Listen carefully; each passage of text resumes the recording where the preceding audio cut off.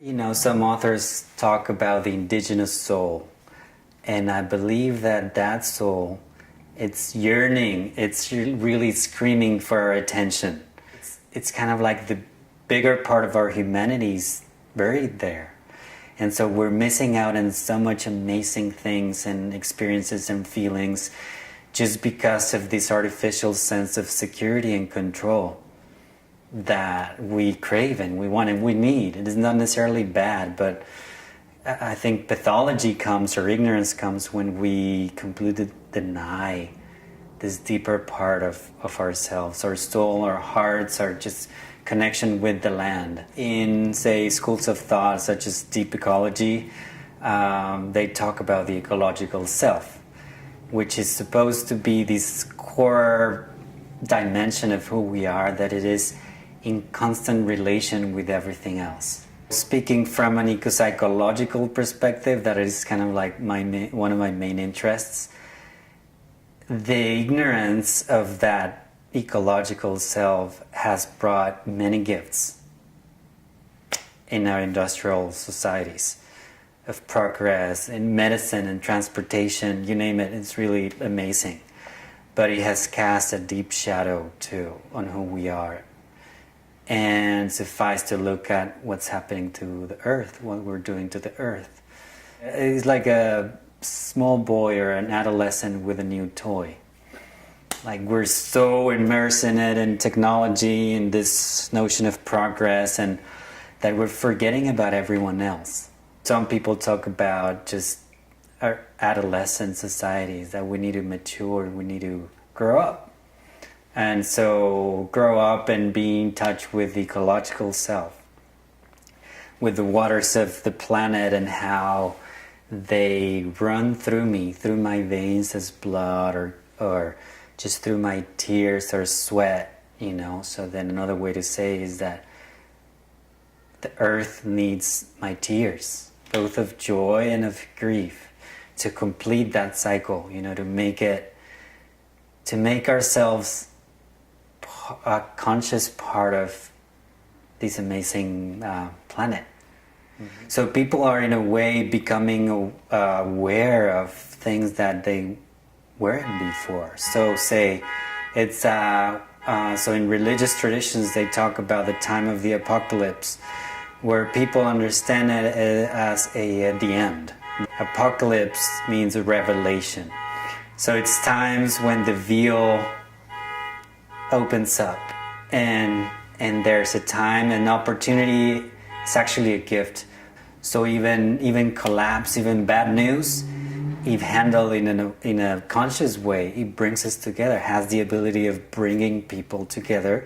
And also another gift of that is that it activates the deeper part of who we are, of what we're referring to as the ecological self, for example. If I'm aware of what's actually going down in the world, just the multidimensional crisis that we're facing as a human family, if I pay attention to that, there's really no time for me to be sitting in the sofa. This is the time to activate our efforts together and join hands and just let that wisdom that comes from the earth itself to shine forth through my hands, through my heart, through my mind, to just, if anything else, build a life that is worth living, that feels good for me, you know, that is aligned with my core values, that in a way flow from that awareness of an identity that it is built of fire, of water, of air, of earth, that as a reference for the way I live my life. And I ask often, every day, to life, to the powers of life, whether a thing that I'm about to do or that I'm feeling or not nourishes it, feeds that indigenous soul that I was talking about. Handling of what's happening on a daily basis on our inner ecosystems, it's really the key, and it's been my own particular focus on if we don't address what's going on in my waters, and the way the creatures inside of my soul are handling themselves, my emotions, my thoughts, the way I'm speaking, the way I connect with people. If I don't pay attention to these things, which I believe that it is the root cause of the ecological crisis, then it's harder to come up with the solutions.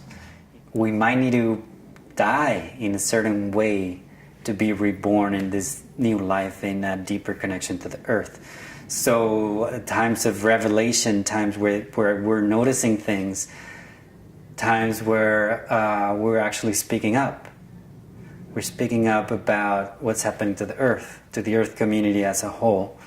And so, but you see, something needs to die in order for revelation to come through.